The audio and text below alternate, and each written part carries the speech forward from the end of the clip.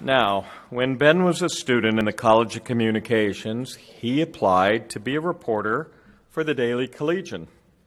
He was soundly rejected.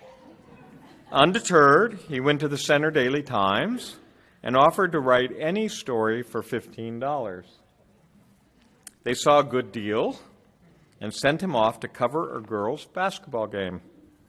Nearly 15 years later, Ben served as the chief White House correspondent for the Associated Press, covering the Bush and Obama years. Ben is the only Associated Press reporter to ever win both the Gerald R. Ford Prize and the Miriam Smith Award for outstanding White House coverage.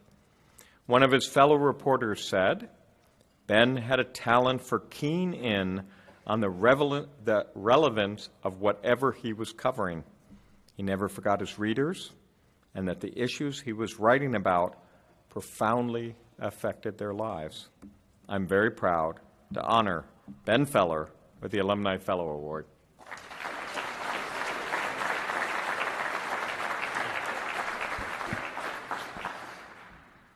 So for the record, they give you 2 to 4 minutes, and I'm going to use the full allotment because there's a story I just got to tell you.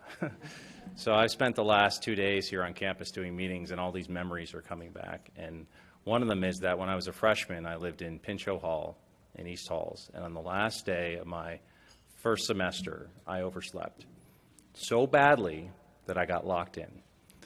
And the police had barricaded the building, and I couldn't get out. And so I called the campus police and said, I'm stuck here. And they said, we're not coming back to get you. Everybody else made it out of that building. So here's what's going to happen, young man. You're going to stay there until the maintenance crew comes, and that's when you'll get out. So I waited and waited, and eventually someone from maintenance came, and you know, I said, I'm up here, and they let me out, and I felt like I'd been rescued from Gilligan's Island, right? And my family and friends knew about it, and they were laughing, and they sort of, you know, held on to it. And I just got to say, that's probably not part of the submission that Dean Harden had in mind when she put me up for this award, but I've been kind of haunted by it, right? For 25 years, but now, look at me, I'm on stage. This is a lifetime honor, right? I'm not giving this back, right? So I just think the message is come to Penn State, anything's possible. I'm going to let it go. So 2 points with my remaining time. The first is that I'm very thankful to the president and the Alumni Association, my family who's here, my Mercury family where I work now at a strategy firm, and my Penn State friends. This is a tremendous honor. I've had 2 careers. The first, as President Barron said, was as a reporter where I made my living telling other people's stories. And now I work for a communications firm where I help other people tell their stories. And to me, this award is really a recognition of the decision I made to follow my own story. And I've spent the last 2 days talking to a lot of people on campus, including young people, and I just think it's so important to recognize the ability to follow your own story. I figured that out when I was a senior, and I switched into journalism, which was an unconventional move, because I know I needed to try something different, and that worked out. And I figured it out again during my journalism career where I kept changing beats and kept moving from states and papers and up, because I wanted to keep learning, even if it wasn't always the safe move. And then I figured it out again 5 years ago when I wanted to leave journalism and knew I needed to do something different. Ended up choosing strategic counsel and going to a firm where I could help people in a different way. And all through that process of figuring it out, Penn State's been there. Penn State was here at the beginning. Penn State has followed my career, and now Penn State honors my career. And I just want to say that I'm very honored to be a Penn Stater, and I'm still figuring it out, and I always will, and I like that. And I think wherever I go, this is my hometown, this is my university, and I'm very proud to be a Penn Stater. Thank you.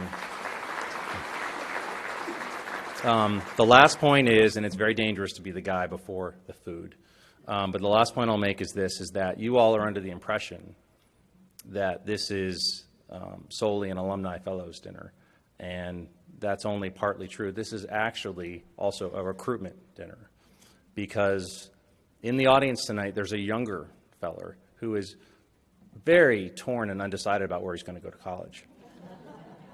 Now, there's 2 reasons he's undecided. The first is that he's 7.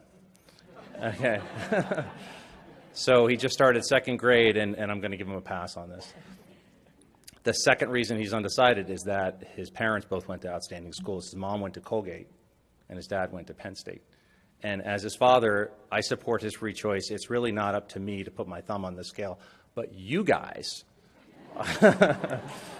are unburdened. It is actually your job to be biased, okay, in favor of Penn State. And I don't know if you're appreciating the gravity of this moment. You have his life in your hands, okay?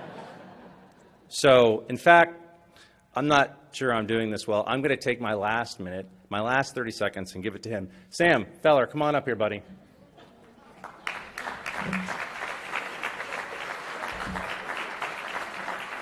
Okay? This young man has one thing to say to you, and, don't leave him hanging. Are you ready? Deep breath. Go for it. We are